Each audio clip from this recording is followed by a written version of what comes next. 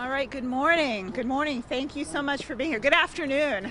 Thank you so much for being here. I'm Shannon Liss-Riordan. I'm running for Attorney General. I'm so proud to be here today with George Noel from OPIU, Local 6, Cheryl Coakley-Rivera, Register of Deeds.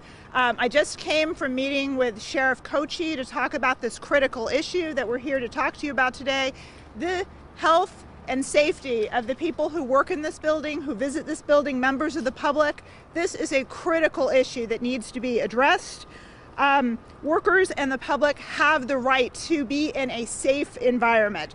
Questions remain, serious questions remain about the safety of this building, and it needs to be addressed now. We have known for a long time that there are issues with mold in this building.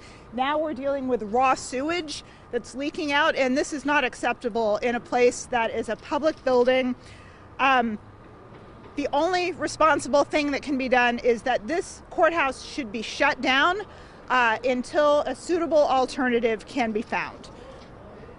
It's simply unacceptable that courthouse workers, jurors, lawyers, advocates, sheriff's deputies, inmates, and the general public are forced to put their health on the line to come into a public building. As Attorney General, I would direct those who work in my office to stay out of this building until the mold contamination issue and the sewage issue are addressed satisfactorily.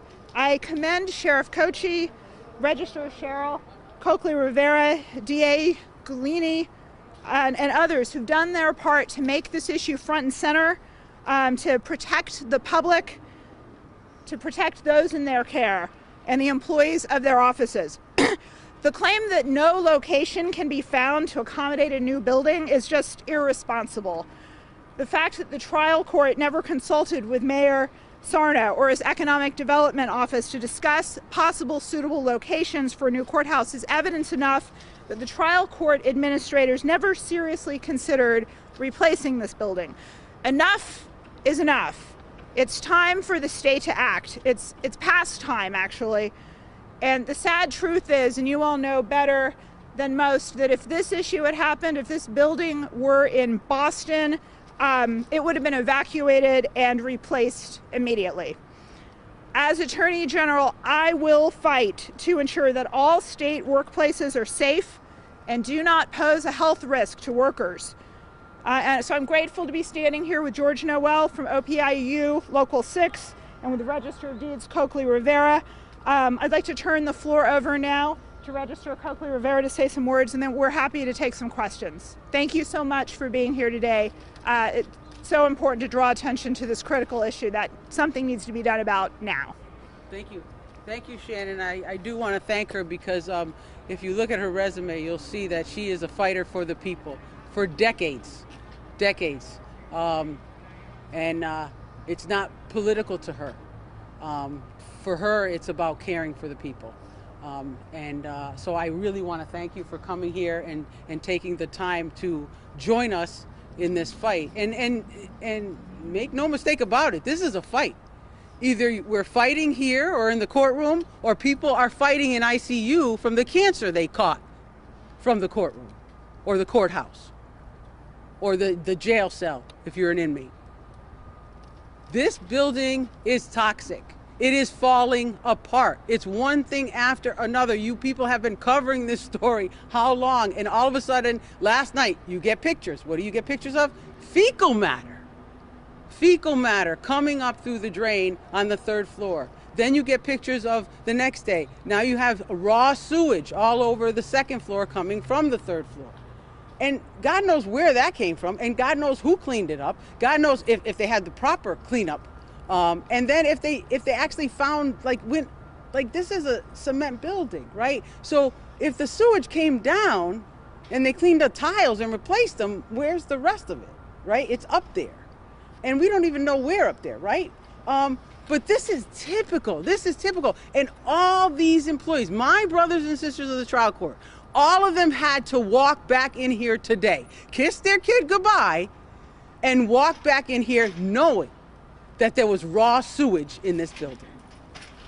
And yet the Chief Justice came in here today, Justice Locke. I hope that he listens to us. I hope that he listens to the worker and not the people beneath him.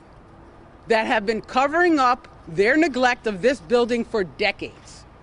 So of course they're not going to tell him there's something wrong, because they don't want to lose their jobs, right? Because they've been sitting back in Boston on their laurels. So I hope he doesn't listen to him, to any of those beneath him. He needs to listen to the people, and he needs to look at the science. Science does not lie. So I urge Justice Locke to please close this courtroom down. A suitable, safe place for us to work, our employees to work. I'm standing out here, I see so many people I work with, and I haven't seen them because obviously we've moved out of the building, and I feel for them. I feel for them. And you hear stories. Yeah, I have cancer. Oh yeah, I just got diagnosed with this, or I have lung disease, and they're still working in the building. And of course they can't come forward because they're afraid. And rightly so, right? So I just want to thank Shannon. I want to also acknowledge George Noel. He is the union that represents the employees in my office. They have filed a complaint, they filed a grievance. They are doing their due diligence to make sure that people are either removed and held accountable, and the people in the building are held accountable. The people that work here are removed and put in a safe environment to work. So George, I want to thank you as well. OPEIU has been instrumental in working with us because it's all hands on deck. I mean, how many more of these do we have to have? Something else is going to happen in the building, and then you'll see us again. So I want to thank everyone for coming, and Shannon, I want to thank you again. She's a fighter, and we need as many fighters as possible. Thank you. Yeah, George Noel, Business Manager, OPIU Local 6. I represent the professional and clerical employees that work here in the trial court. I want to thank Shannon Liss-Riordan for joining the growing chorus of people that are demanding justice for our workers, demanding a safe and healthy workplace. I can't add too much more to what was already said, but people have a right to come back home the same way they left for work in the morning, and they deserve and they need a safe workplace. And I'm calling on the trial court to shut this place down until they can either A, remediate it so it's safe, as people can safely work here, or find an alternative. Thank you very much for coming here today, and once again I want to thank Cheryl and Shannon for their support. Thank you both. Thank you. Questions? If elected, you would be in charge of defending the lawsuit. How would that work? Well, so I think a very important role of the Attorney General, what I would do as Attorney General is make sure that taxpayer dollars are on the right side of the legal battles. So my job would be to defend the state and keep the state out of trouble, make sure that the state is doing the right thing. So when there are cases in which the state has not been doing the right thing, I'm going to see to it that we get those problems fixed. We're going to take care of them. Or hopefully we can prevent them before they become issues and before they have to become lawsuits. It shouldn't have had to get to this point. And then if they do, I'm gonna look at each issue. I'm gonna look at each case and make sure that taxpayer dollars are going toward the right side of the issue. If I have to, I can appoint a special attorney general to play defense role, and I can join the plaintiffs when appropriate. And that's what I'll do as attorney general.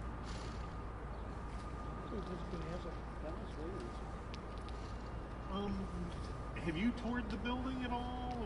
Are you familiar with the building? Yes, I am familiar with the building. I'm a practicing lawyer. I have argued cases here. I have been here. I'm really proud to be standing outside here today with the union that represents the workers in the building, and Registrar Coakley-Rivera. I've seen the pictures that came out just yesterday of the raw sewage entering into workspaces. It's just deplorable. This is not acceptable. This is not acceptable for a public building. This would not be acceptable for a private building. Why should it be acceptable as a place where inmates have to come, where the public comes and does its business, jurors, court workers? Something needs to be done. And we've got a lot of dollars for infrastructure now. Why are we not building a new courthouse? Why put money into remediating a building that is clearly a sick building? Why are we not doing new construction? Why are we not figuring out how to close whatever gap we need to close to make sure that people have a safe place to work? State trial court, their last comment that we heard from them was that they intend to keep the place open until they've reviewed the data themselves. Is that an acceptable timeline? It doesn't even specify a timeline. What are you guys looking for? Yeah, no, that's not acceptable. This building needs to be closed down immediately. How is that acceptable to have people putting their health and their safety at risk every day working here, inmates who are coming here, judges, jurors, workers in this building should not have to be waiting for someone to review a report. We know that this is not a safe place to work. This building needs to be closed. It needs to be evacuated, and a new spot needs to be found for court business to continue. And if they had done the testing that we did in the lawsuit, they would have probably found what we found. But if you don't test for COVID, you don't find COVID. You say it's the flu, go back to work. So they didn't test, they didn't run the test that we did, and now they want to review that. Again, more time, more people exposed to just hazardous conditions, just hazardous. But they had a representative there when they did the testing. When this Just testing. walking around, yeah, but yeah, just kind of letting us in, yeah. I have a question for Rich. How many employees have you helped get out of the building? You mentioned something about that? Oh, there's people working here right now. We've pushed the trial court to work remotely. We learned a lot of good lessons during the pandemic. There's jobs, there's tasks that can be done remotely. Obviously, there's that can't.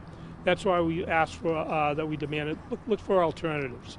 During the height of the pandemic, they actually had over at the mall, the closed Cineplex over there.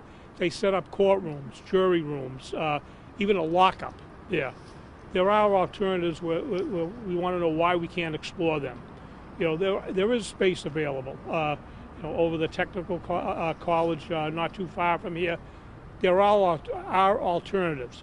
What we're asking for is explore those alternatives. And I know they want to. I heard they want to review the data. I heard that yesterday.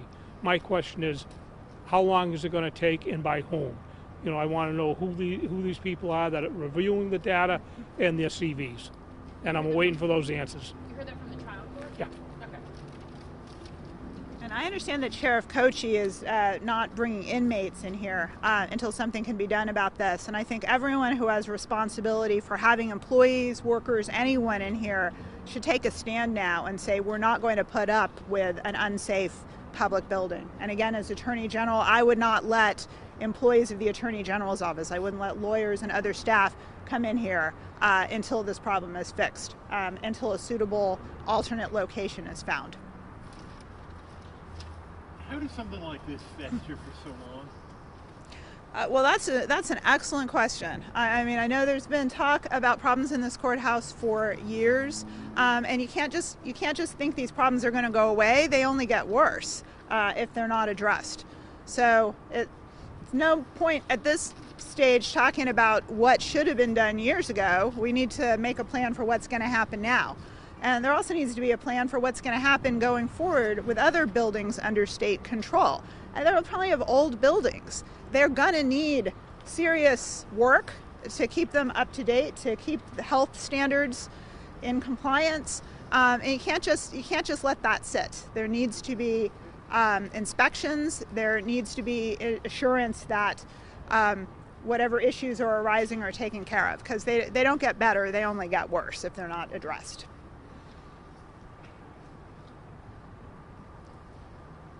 Thanks, everybody. Thank you. All right, thank you so much for being here today. Hiring people that are not qualified. That's the answer to your question.